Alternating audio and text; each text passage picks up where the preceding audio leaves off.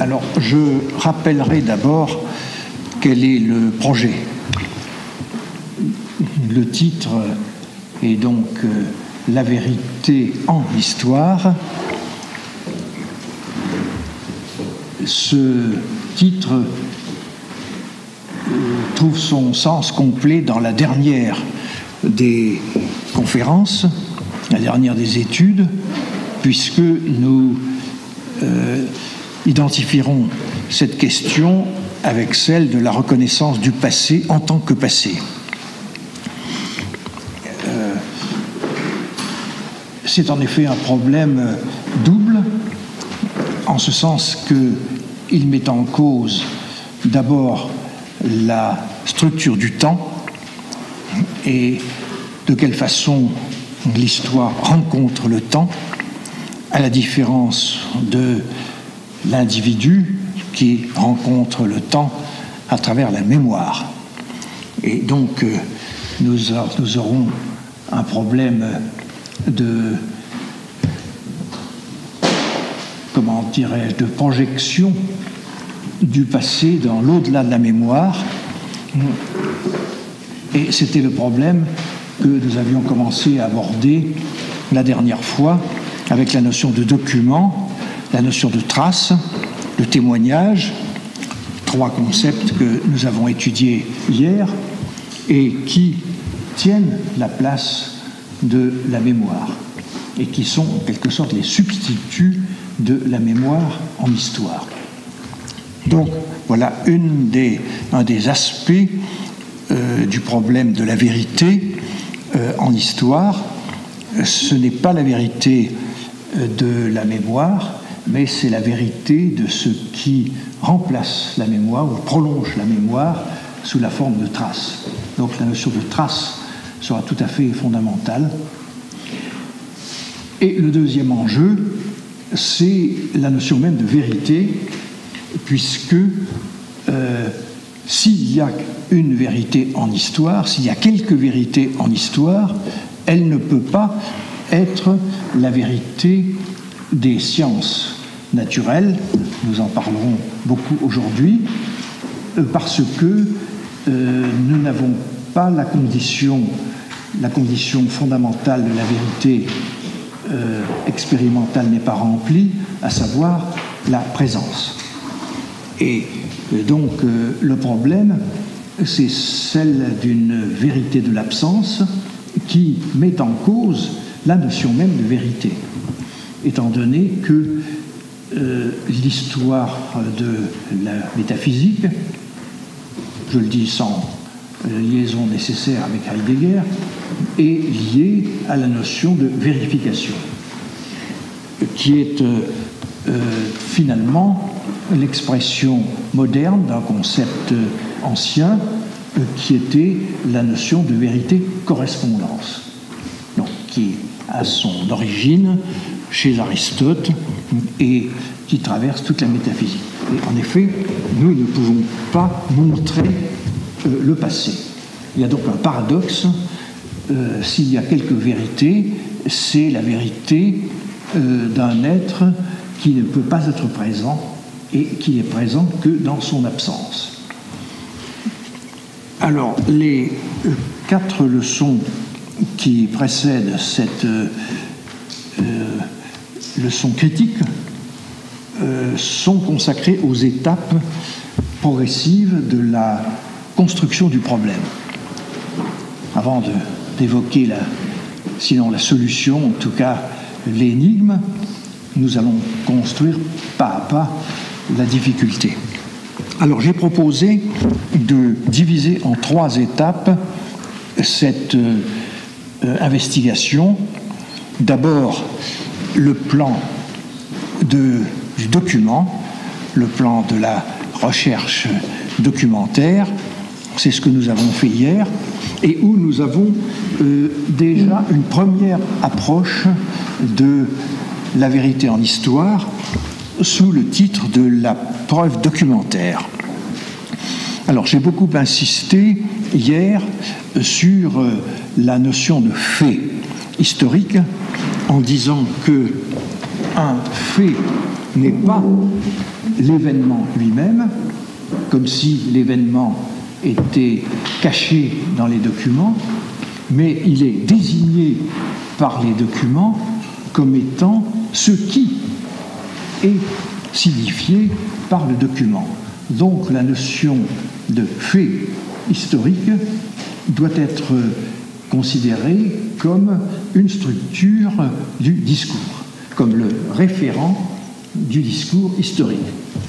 J'avais proposé de dire ceci, que pour distinguer le fait de l'événement, dire que le fait, c'est le fait que quelque chose est arrivé. Par conséquent, le fait a un statut propositionnel.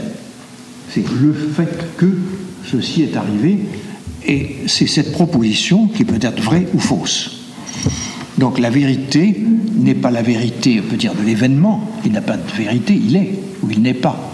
Mais c'est la proposition qui dit qu'il est arrivé. Et c'est cela la notion de fait. Alors je partirai de cet acquis de la première analyse, la notion de fait local, fragmentaire, vérifiable sur la base de documents, donc avec tout l'appareil critique qui vient avec la critique des documents. Je rappelle peut-être encore un point de l'analyse d'hier qui nous sera nécessaire aujourd'hui, à savoir que si on parle de vérité, on parle de vérité au sens de véracité, puisque le témoignage est la catégorie fondamentale du document. Les documents témoignent de l'existence d'un événement. Alors, la vérité d'un témoignage, c'est sa véracité. C'est sa véracité. Je ne l'ai pas dit hier, mais la notion de véracité n'est pas étrangère à la philosophie classique, quand vous vous souvenez peut-être du doute cartésien, et le problème est celui de la véracité divine. Est-ce que le Dieu me trompe quand je dis 2 et 2 font 4 ? Et donc le problème du mensonge est un problème fondamental aussi important que la vérité de constatation, la vérité de l'observation. Nous aurons à nous en souvenir pour la dernière séance lorsque nous parlerons de la vérité de l'absent. Alors aujourd'hui, nous abordons la deuxième phase qui est la phase de l'explication. Et c'est dans cette deuxième phase que nous allons confronter l'histoire avec les autres sciences. Et donc ce qui est en jeu ici, c'est la scientificité prétendue ou assumée de l'histoire. Alors j'ai divisé cette investigation en deux étapes, aujourd'hui et demain.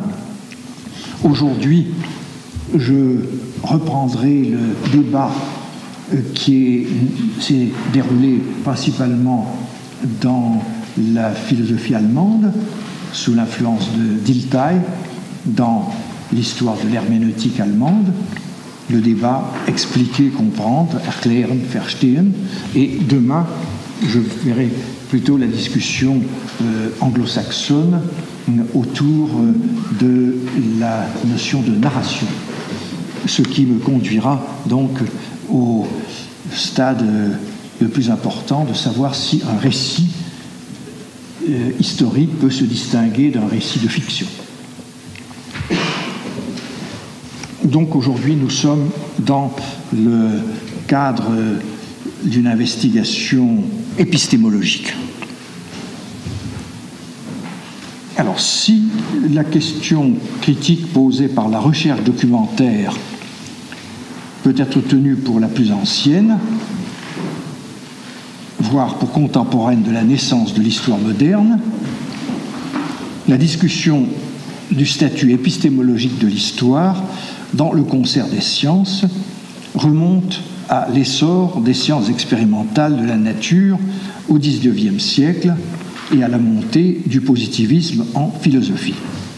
Bon, je fais allusion ici à un développement, le fait que c'est d'abord comme critique documentaire que a été mise en question la scientificité de l'histoire. Et j'ai rappelé hier que c'était principalement à l'occasion de la philosophie du Moyen-Âge et la critique des documents écrits dont beaucoup posent un problème de falsification, de faux témoignages, etc. Mais ce n'est vraiment que quand il y a eu non seulement une physique scientifique, mais des sciences expérimentales de la nature, la biologie au XIXe siècle, que le problème de la place de l'histoire dans l'ensemble des sciences s'est posé. En effet, avant la fin du XIXe siècle, on ne rencontre pas encore la notion de science morale ou de science de l'esprit, comme ce sera le cas à partir de Dilthey. Donc la question posée à cette époque, c'est la montée du positivisme en philosophie. La question était celle-ci: si l'on admet que l'histoire est une discipline cognitive, avec toutes les difficultés attachées à la notion de connaissance par trace, l'histoire ne saurait prétendre connaître le passé qu'en expliquant certains faits par d'autres faits également bien établis par la critique documentaire. Alors, vous voyez l'importance de la notion de fait que nous avons dit hier, que le fait, ce n'est pas l'événement, encore une fois, c'est la proposition affirmant l'événement. Et c'est donc la connexion entre plusieurs faits qui constitue une chaîne explicative. D'où la question: existe-t-il une autre manière d'expliquer que celle qui a triomphé dans les sciences de la nature? Alors, l'enjeu de la question était double, puisque c'était à la fois une question sur la science et une question sur l'histoire. D'une part, quel est le degré de scientificité des sciences humaines en général? C'est la notion de sciences humaines, n'est-ce pas, qui a englobé la notion d'histoire. L'expression sciences humaines, n'est-ce pas, que nous avons en français, correspond à des notions différentes dans d'autres langues, puisque en allemand, on a l'expression Geisteswissenschaften, donc science de l'esprit. Mais il faut savoir que quand, à la fin du XIXe siècle, on a introduit le terme Geisteswissenschaften, il traduisait l'expression que vous avez en anglais de moral sciences. Donc, science morale dans le domaine anglo-saxon, science de l'esprit, si vous voulez, dans le domaine allemand, et science humaine dans le domaine latin. Vous direz d'ailleurs, ceux qui sont donc de culture et de langue italienne, comment ce vocabulaire s'est fixé. Je ne suppose pas que pour le cas de l'Italie, l'influence allemande à travers Croce a été Gentile d'abord, puis Croce a été important. Il y a là un rapport plutôt du côté allemand que du côté anglo-saxon. Donc voilà un aspect de la question. Parmi les sciences humaines, l'histoire et les sciences humaines sont-elles des sciences? En quel sens les sciences humaines sont-elles des sciences? Ce qui pose une deuxième question, celle que dans le cercle de Vienne, le Wiener Kreis, de la fin du XIXe siècle qu'on a appelé le problème de l'unité de la science. Est-ce que la science, est-ce que le mot science est au singulier ou au pluriel? Est-ce qu'on peut parler de la science? Et si on divise la science en science au pluriel, on détruit peut-être quelque chose, un projet d'unité. Alors, bon, j'ai décomposé la question comme cela: degré de scientificité de l'histoire, des sciences humaines, et unité de la science, en ajoutant que les deux enjeux étaient en fait liés, dans la mesure où l'on pouvait partir de l'un ou l'autre pôle, soit de l'unité présumée de la science, et on pourrait même dire de l'unité exigée de la science,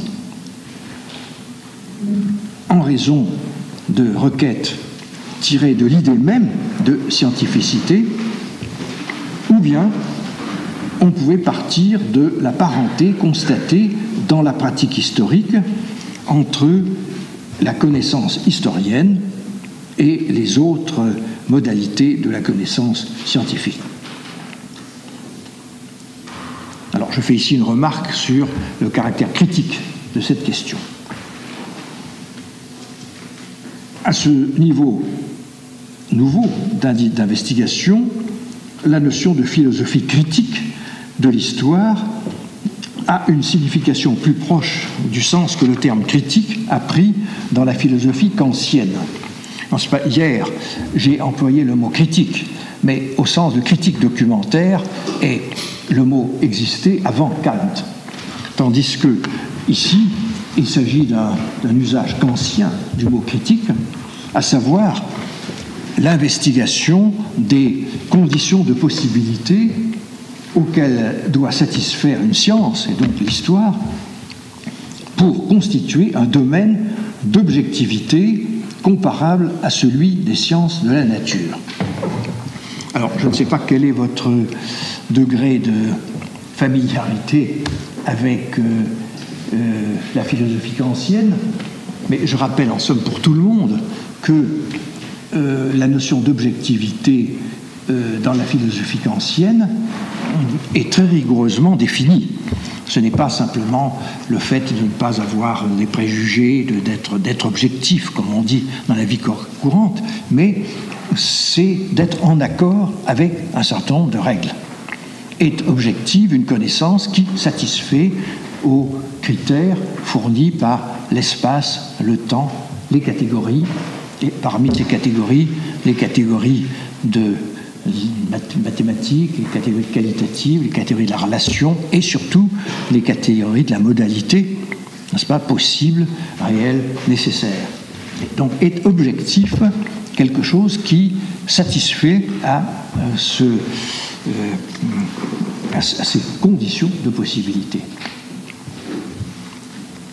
Un genre d'objet, n'est-ce pas, très déterminé chez Kant. Ce n'est pas simplement quelque chose que nous avons devant nous, un objet, mais c'est quelque chose qui est structuré par le système de l'entendement. Bon.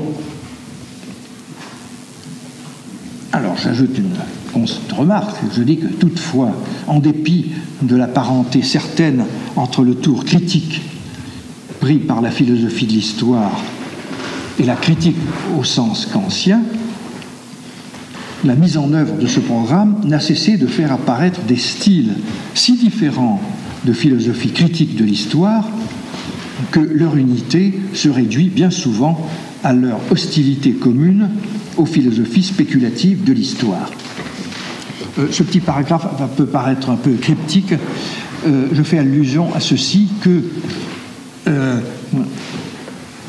la philosophie kantienne a régné jusqu'aux 1800, les années 1800, et il y a eu un retour à la métaphysique par Fichte, Schelling, Hegel, et c'est seulement après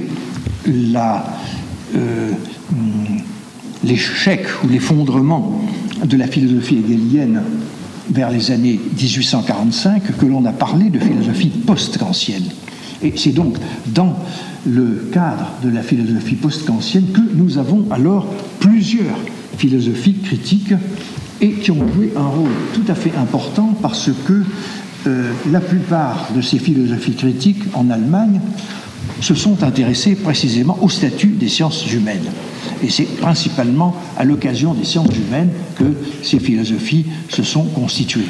Alors pour ceux qui ont peut-être une certaine culture historique, je rappelle l'importance de noms comme Cassirer, comme Dilthey, bien entendu, mais Rickert, qui a été un des principaux à développer une théorie des sciences humaines.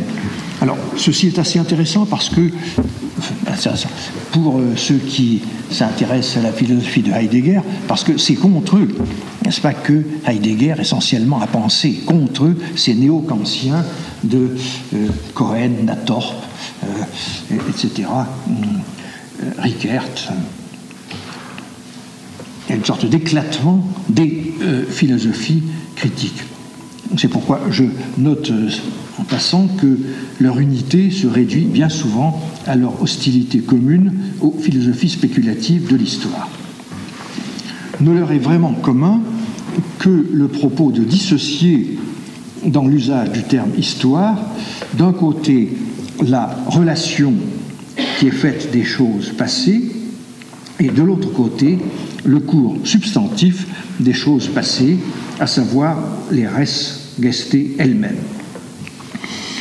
Je fais allusion ici à un phénomène assez troublant peut-être, à savoir que dans la plupart, et je crois dans toutes nos langues de culture occidentale, le mot histoire a un double sens.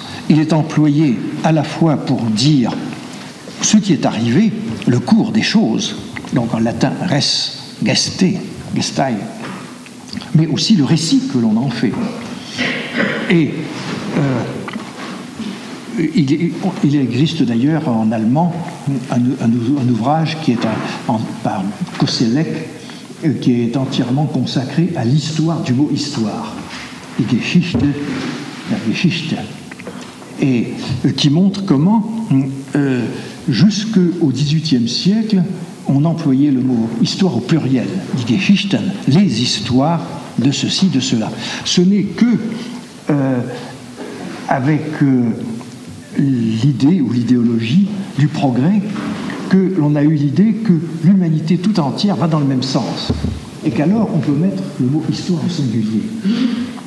Mais en Angleterre, encore, au XVIIIe siècle, on dit « Histories of the British Kingdom », par exemple. Les histoires de... En français aussi, on dit les histoires de telle région, de telle époque. Et donc, il est intéressant de voir que le mot histoire a été mis au singulier comme discipline cognitive quand on a eu l'idée d'un unique projet de l'humanité qui serait marqué par le progrès.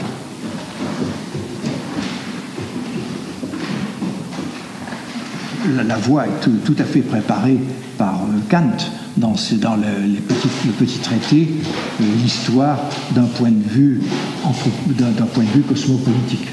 Et au fond, le point de vue cosmopolitique, c'est-à-dire l'histoire de l'ensemble de l'humanité comme un seul homme, ou comme un seul esprit, comme un seul homme, a donné son unité au mot histoire. Alors, cela était donc le projet kantien, néo-kantien, de mettre entre parenthèses le sens substantiel de l'histoire, ce qui est réellement passé, et considérer alors le récit que l'on en fait, ou tout au moins, j'ai dit plus prudemment, la relation qui en est faite, le rapport qui en est fait, parce que là, nous nous trouvons dans une situation qui est effectivement semblable à celle que le kantisme développe à propos de Newton. On ne se pose plus de questions sur la chose en soi, la Ding an sich, et on considère simplement le phénomène. Et le phénomène, c'est celui qui paraît dans une explication physique. Alors, la même chose, on va dire, qu'est-ce qui s'est réellement passé? Nous n'en savons rien, mais le récit que nous en faisons, le rapport, la relation que nous en faisons, est le phénomène historique lui-même, par opposé, on peut dire, à l'événement en soi. Vous avez l'événement rapporté et l'événement en soi, donc dans une distinction tout à fait parallèle à la distinction qui a prévalu dans les sciences de la nature. Alors, en cela, mais en cela seulement, toutes les philosophies critiques de l'histoire répètent le geste kantien consistant à limiter l'investigation au phénomène, à l'exclusion des choses en soi, Ding an sich, c'est-à-dire ici ce qui est réellement arrivé. Was eigentlich gewesen, a dit Ranke, donc les Restgesti, tantôt réduite au statut de présupposition ultime, extérieure au cercle des phénomènes, et je rappelle la fameuse phrase que l'on trouve dans la préface à la raison, la critique de la raison pure, il faut que quelque chose soit pour que quelque chose apparaisse. C'est tout ce qu'on peut dire sur la chose en soi. Il faut que quelque chose soit pour que quelque chose... Alors de même, on dirait, il faut que quelque chose soit arrivé pour que on ait un récit. Alors, je disais donc que cette réduction critique au problème du récit peut se faire soit d'une façon très dogmatique, en excluant franchement du discours philosophique à titre de résidu dogmatique et d'hypothèse inutile, voire nuisible, la notion d'événement en soi. Alors, cette hésitation concernant le sort final réservé à l'événement en soi, donc d'abord à la chose en soi, ne manquera pas d'avoir un écho dans le domaine historique.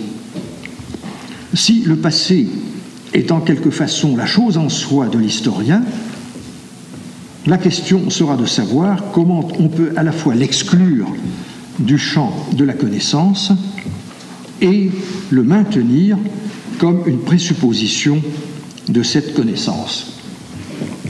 C'est peut-être d'une façon un peu difficile, un peu abstraite, le problème qui ne cesse, enfin je dirais qui moi m'a hanté et qui aboutira à la 5e étude, n'est-ce pas? Qu'est-ce que c'est que le passé?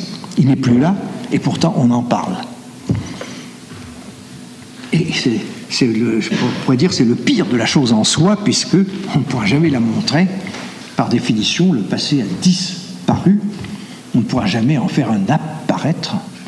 Nous avons un disparaître. Alors quel est le statut d'un disparaître dans la connaissance? Cette ambiguïté, je dis ambiguïté puisque on peut hésiter entre deux façons de dire mettons l'événement en soi entre parenthèses, ou bien même nions-le purement et simplement, amènera à se demander, au terme de ce second parcours, si le passé est une chose en soi comparable à la chose en soi kantienne. Alors à cet égard, il est certain que toute la réflexion de Heidegger sur Geschichtlichkeit a été tout à fait décisive pour sortir du champ kantien. Mais nous n'en sommes pas là. Alors tenons cette question en réserve jusqu'au terme de notre investigation des variétés de la philosophie critique de l'histoire. Alors je m'excuse, là, c'était peut-être un peu difficile, cette partie-là, mais c'est l'enjeu philosophique de toute notre discussion. Alors, je serai beaucoup plus simple maintenant. Je rappellerai brièvement les phases les plus anciennes du débat, en Allemagne d'abord, dans les pays anglo-saxons ensuite, et en France enfin, comme je connais le sujet, avant de rendre compte de travaux plus récents. Alors je présente d'abord le débat allemand, puisque le vocabulaire a été vraiment formé dans l'école allemande sous les termes verstehen pour comprendre et erklären pour expliquer. Et alors en anglais, dans les traductions anglaises, vous avez understanding pour compréhension et explanation pour explication. Le vocabulaire a été bien fixé. Ça n'allait pas de soi parce que le mot understanding était déjà employé pour traduire le mot entendement dans les traductions anglaises de Kant. Alors il y a toujours un peu une ambiguïté quand on lit understanding en anglais. Est-ce que c'est l'entendement kantien ou bien la compréhension par opposé à l'explication? Parce que chez Kant, understanding, c'est l'explication. C'est comme ça, on n'y peut rien. Il y a moins... Oui, je me permets cette remarque qu'il ne faut pas trop disputer sur les mots, parce que moi je tiens assez à la tradition, si vous voulez, de philosophie analytique, qui dit le sens d'un mot, c'est son emploi. Alors regardez le contexte et vous verrez dans quel contexte le mot est employé, parce que aussi bien ceux qui sont familiers du Moyen-Âge peuvent se rappeler que les mots aussi au Moyen-Âge n'avaient cessé d'osciller, disons par exemple, entre intellectus et ratio. Quelquefois intellectus c'était plus que ratio, c'était l'entendement intuitif, la connaissance des anges ou la connaissance de Dieu, et la ratio était purement humaine. Mais vous voyez que dans d'autres contextes, ratio est au-dessus de intellectus. Alors, il y a toujours eu une grande confusion dans le vocabulaire, et il faut regarder chaque fois qui l'emploie, dans quel contexte, et comme ça on met fin à la discussion. C'est pour ça ceux qui font des travaux de traduction, et j'en connais donc ici, doivent être rassurés. Il n'y a pas de traduction absolue. Je veux dire qu'on se constitue son glossaire. Le problème, c'est d'être cohérent quand on a choisi un glossaire. Alors là, nous sommes dans un certain glossaire qui a été déterminé à une certaine période, vers les années 1880, dans l'Allemagne néo-kantienne, et donc verstehen, erklären. Alors, la contestation de la thèse de l'unité de la science avait trouvé son expression la plus décidée dans l'opposition instituée par Windelband entre méthode idiographique et méthode nomothétique. Les mots s'expliquent à partir du grec, n'est-ce pas? Idios veut dire singulier, donc par hypothèse, on aurait toujours à faire des singularités en histoire, tandis que dans les sciences, ce n'est pas tel objet qui tombe, mais c'est la chute des corps, donc le nomos, la loi. Donc, l'opposition de singularité historique par opposé à des régularités physiques.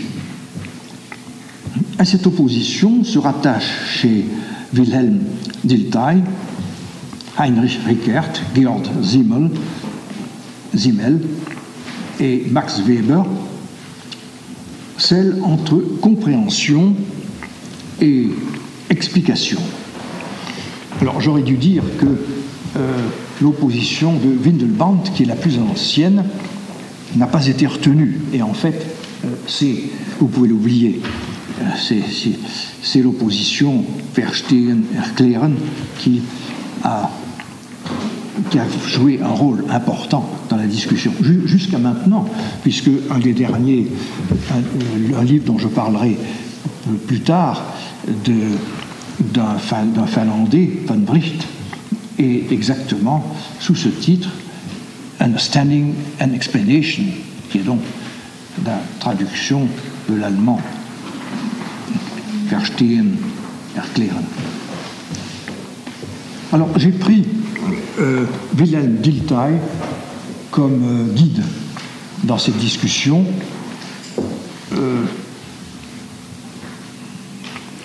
Probablement que Rickert est plus important, mais il est moins connu, et parce que c'est Dilthey qui a eu une influence sur Heidegger, sur Gadamer, etc. Alors je dis, rappelons les grandes lignes de l'argumentation de Dilthey, qui a été pour plusieurs décennies le foyer de la querelle épistémologique. Alors ce ne sont pas d'abord des traits propres à l'histoire qui imposent la distinction entre expliquer et comprendre, mais des traits valables pour l'empire entier des sciences de l'esprit, auquel l'histoire est censée appartenir. Alors, c'est cette notion de science de l'esprit qui est importante. Geisteswissenschaften. Alors que la distinction donc, de Windelband entre méthode idiographique, non pas idéographique, idiographique et méthode nomothétique reposait sur le caractère unique, non répétable de l'événement historique, pris au sens large. Il n'y a eu qu'une Renaissance italienne, une Révolution française. Donc, la visée singularisante de la compréhension historique, la distinction entre comprendre et expliquer repose sur trois traits principaux. D'abord, une relation de sens, de signification, Bedeutung, entre le vécu et son expression extérieure. On parle de ce fait très simple que si je suis en face d'un autre être humain, je peux lire des sentiments sur un visage. Il y a donc un rapport entre le vécu et puis son expression, son extériorisation, puisque l'allemand dit très bien Äußerung, donc c'est porté au dehors. Tandis qu'un fait physique, il est là. Cet objet, il n'a pas de dedans. Et donc il n'est qu'un dehors.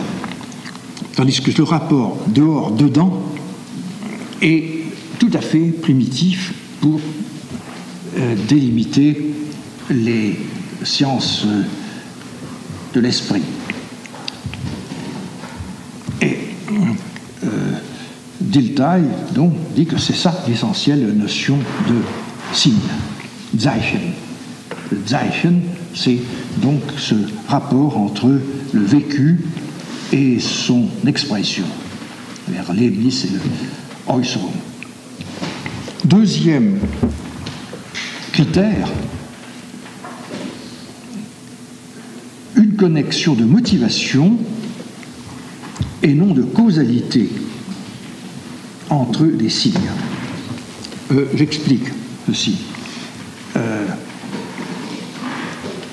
À cette époque-là, tout le monde admet le concept de causalité tel que Kant l'a fixé dans les catégories de la relation, c'est la troisième catégorie de la relation, comme étant un antécédent constant.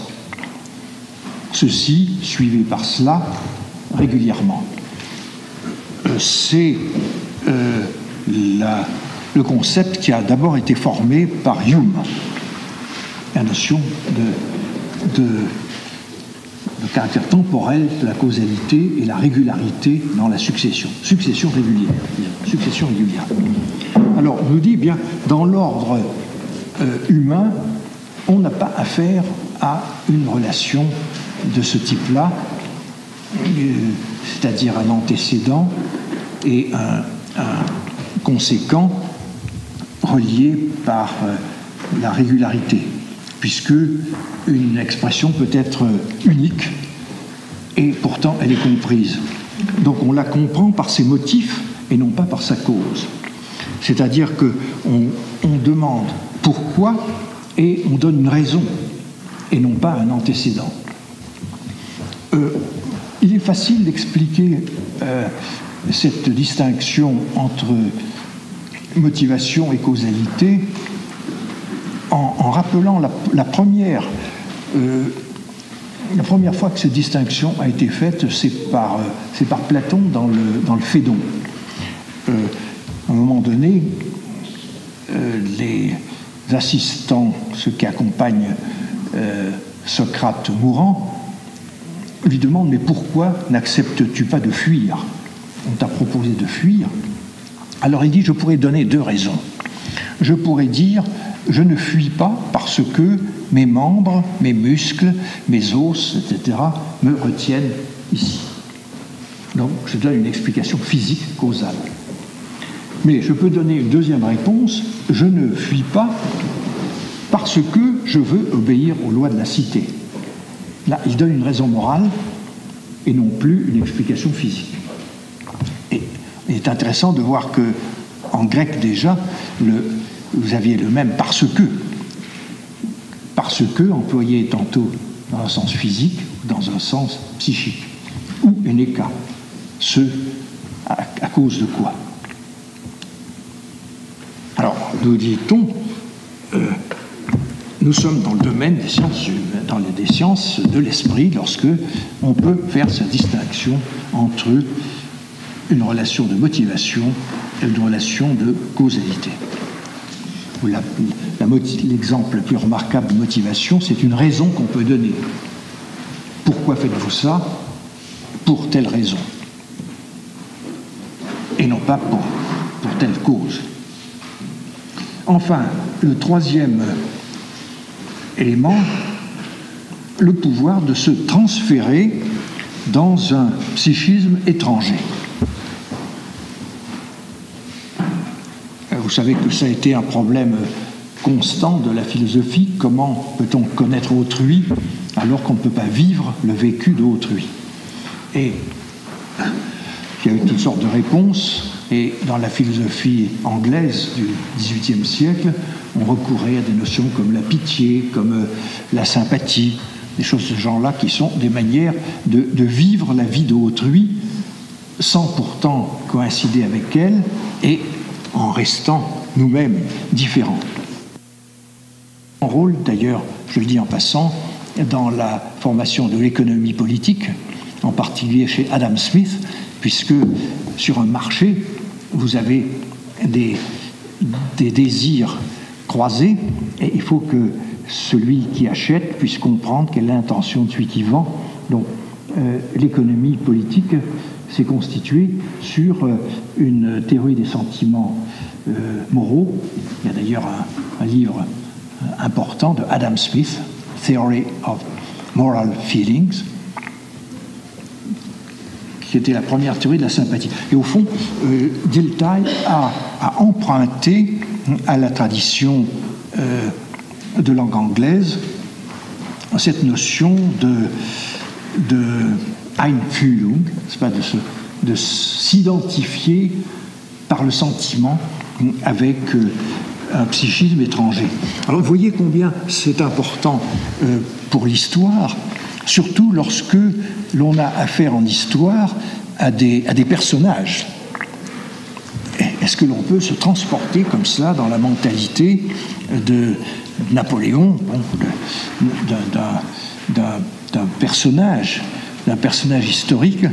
Et est-ce que, non seulement il ne faut pas supposer qu'on le peut, pour faire de l'histoire, d'entrer en quelque sorte dans la vie, se transférer, se transporter dans un psychisme étranger.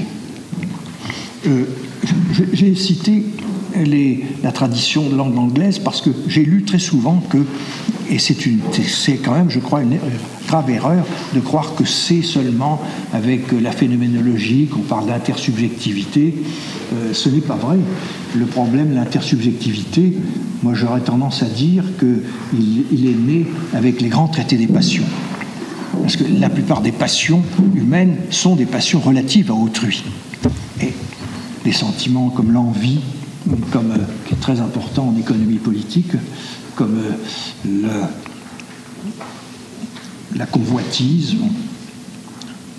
Peut-être même faudrait-il remonter jusqu'au traité des passions des pères de l'Église, à propos des péchés capitaux, des choses comme ça. Donc c'est une très vieille histoire. Mais enfin, c'est la première fois, avec Dilthey, qu'on en fait un critère scientifique. La possibilité de se transporter dans une vie, dans un psychisme étranger. Alors, la compréhension, Verstehen, se définit alors comme le mouvement par lequel on remonte d'un ensemble de signes expressifs au dynamisme intérieur qui les produit, qui est en sorte le mouvement de la vie qui produit des signes extérieurs, et le spectateur va pouvoir aller de l'expression extérieure au vécu intérieur par cette capacité de Einfühlung, d'intropathie, comme on l'a traduit. Alors, l'interprétation, qui se disait donc en allemand Deutung, oui, est un cas particulier de la compréhension lorsque les signes sont écrits ou inscrits dans un support extérieur sur le modèle de l'écriture. Il est très important de voir comment l'interprétation est considérée comme le cas particulier de la compréhension lorsque, au lieu d'avoir des signes sur le visage, des signes sur le corps humain, ces signes sont recueillis à l'extérieur par des supports matériels. C'est une réflexion qui remonte aussi à Platon, puisque dans le Phèdre de Platon, il y a cette fameuse discussion sur l'écriture qui est contraire à la mémoire parce que on se fie à des choses extérieures, à des marques extérieures. Donc il y a toujours une grande discussion sur l'écriture. Rousseau, par exemple, est très opposé à l'écriture. Il dit que cela fait perdre la force aux sentiments, aux passions, etc. Vous avez de très longues discussions sur tout cela dans le livre de Derrida, sur l'écriture et la différence, qui part justement de cette discussion chez Platon et chez Rousseau. Donc retenons simplement que l'interprétation est liée à l'écriture ou à tout ce qui ressemble à l'écriture, comme des inscriptions sur des monuments, ou ça peut être aussi des dessins, que dans les cavernes, c'est une écriture, ou les dessins sur le visage, ou des tissages de couleurs, un drapeau, tout ça sont des inscriptions.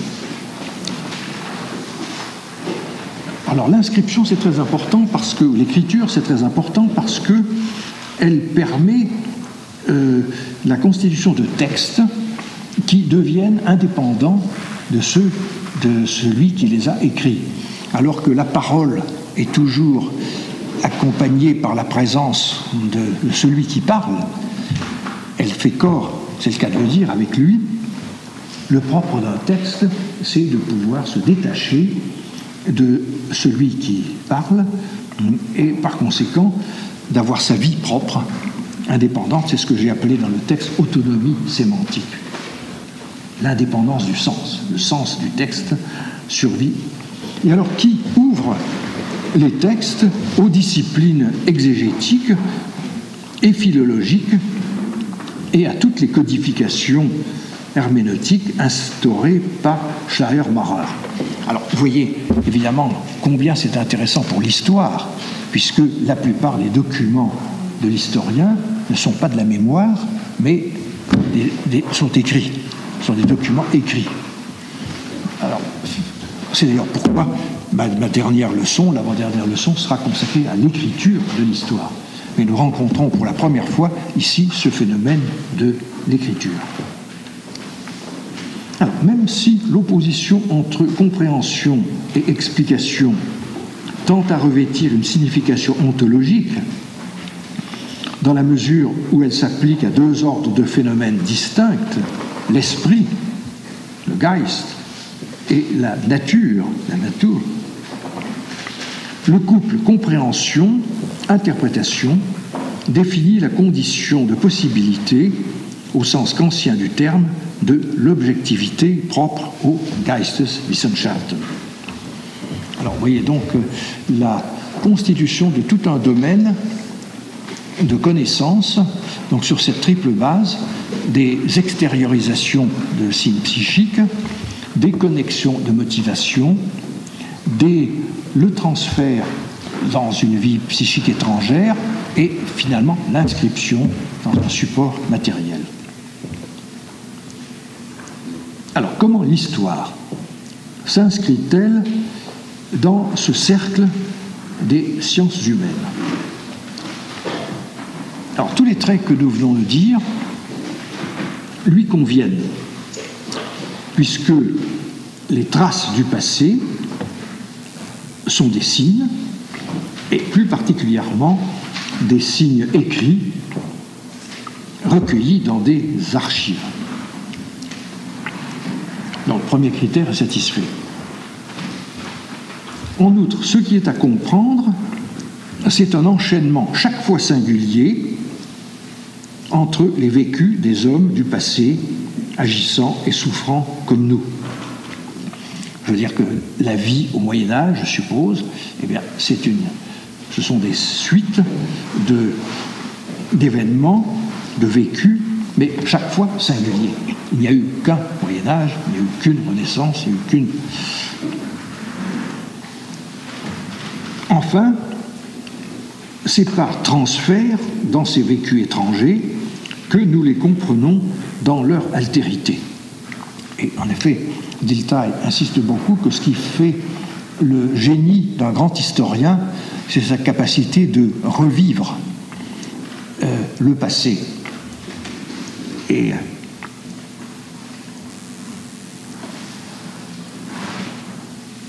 des grands historiens allemands comme Ranke, Mommsen, Droysen ont été réputés justement pour leur capacité de se projeter comme ça dans le passé.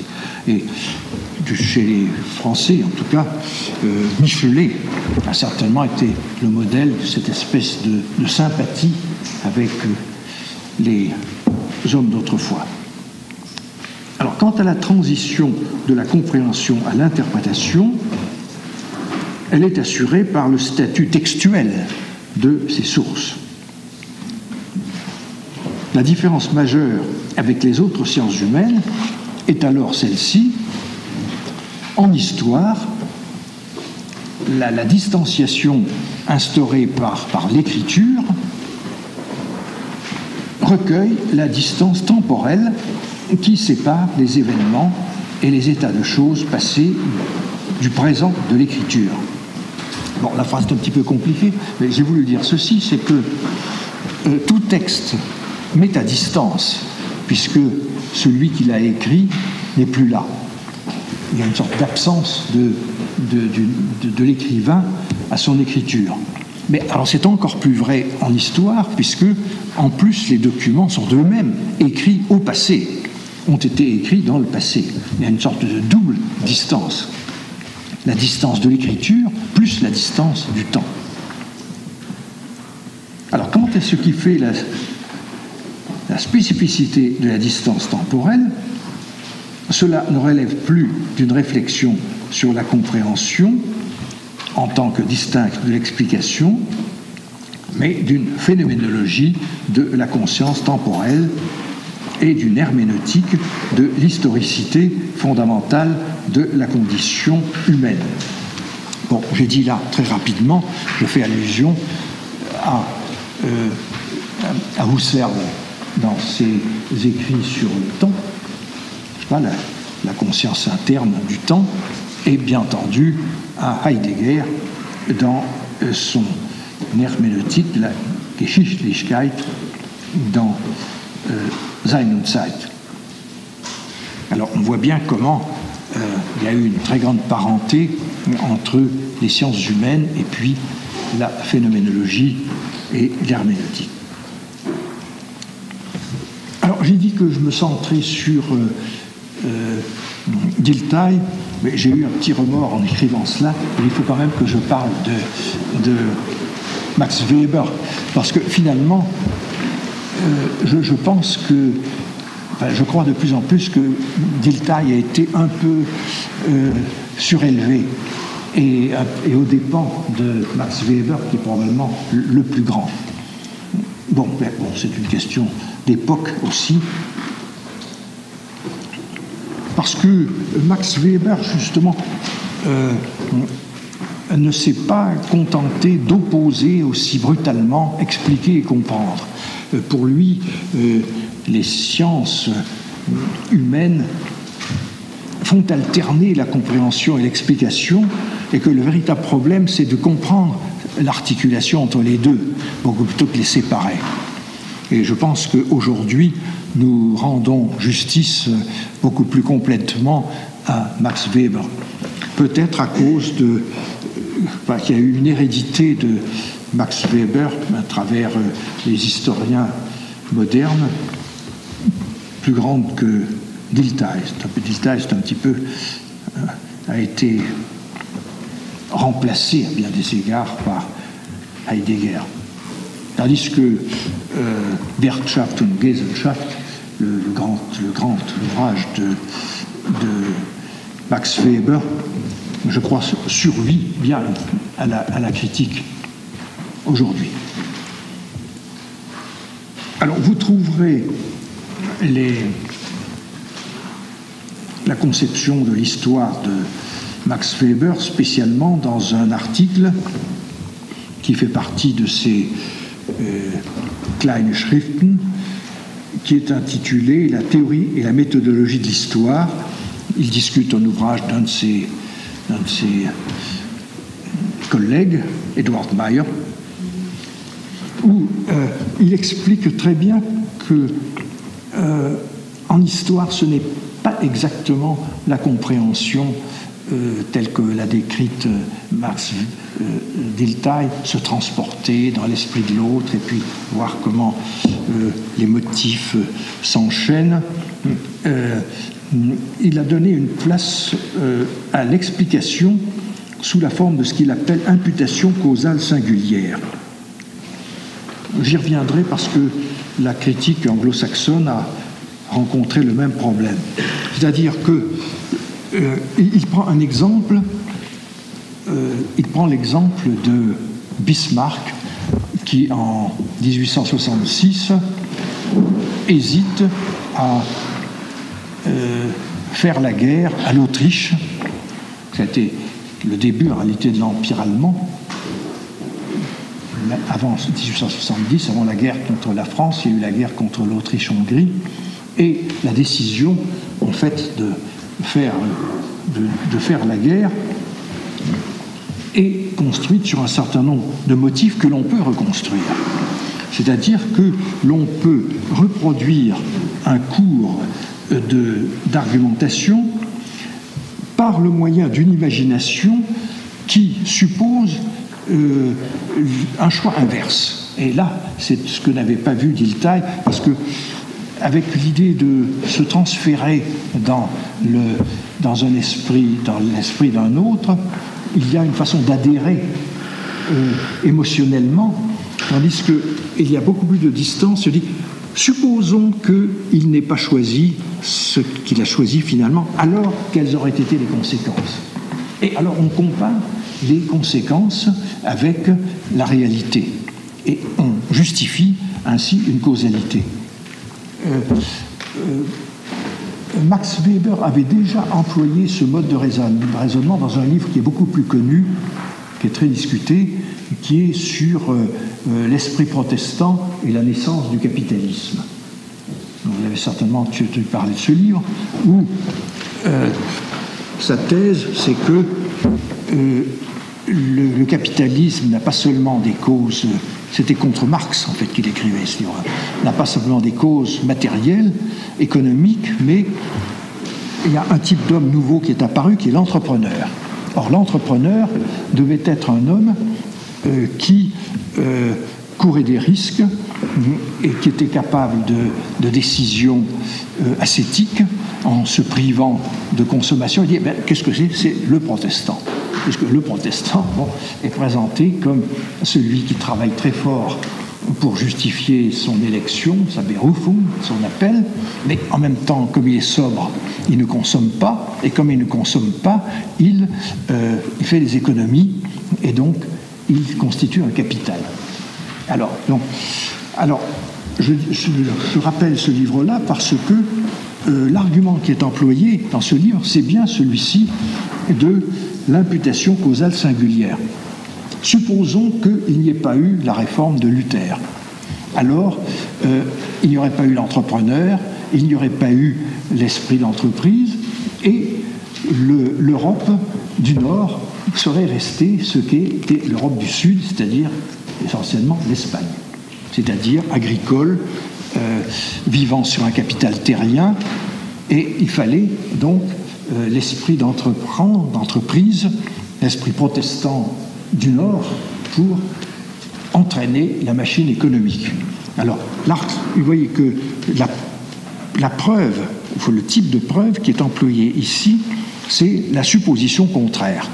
Supposons qu'il n'y ait pas eu cet événement, la naissance de la réforme en Allemagne, la réforme luthérienne, alors il n'y aurait pas eu l'entrepreneur, alors il n'y aurait pas eu... je suis très sceptique sur cette explication-là parce que depuis Max Weber, on attache beaucoup plus d'importance aux commerçants italiens et aux villes des cités marchandes italiennes. Et là, il y a un préjugé allemand, peut-être chez Max Weber, contre les latins que nous sommes tous. Alors, je ne cite pas ce texte. Ah, mais c'est terrible. Eh bien, voilà, je m'arrête ici. Bon, je crois que je m'arrête ici et